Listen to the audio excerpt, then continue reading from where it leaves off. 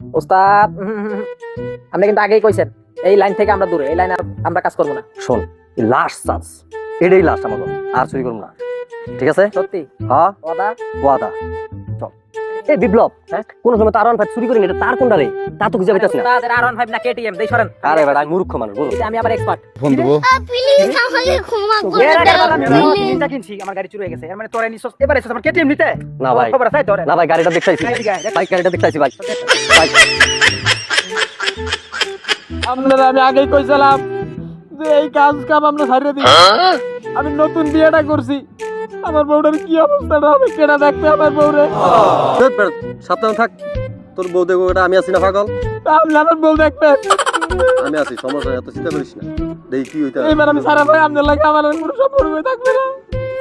এই বেটা, বড় হইতে গেলে জানাস না কত কিছু করা লাগে। আপনি আর আগে একবার ওয়াদা করছেন আপনি এই কাবার করবেন না, তারপর এই বেটা, আমার বংশ হইলো চোর বেটা, তুই বুঝছ না কা?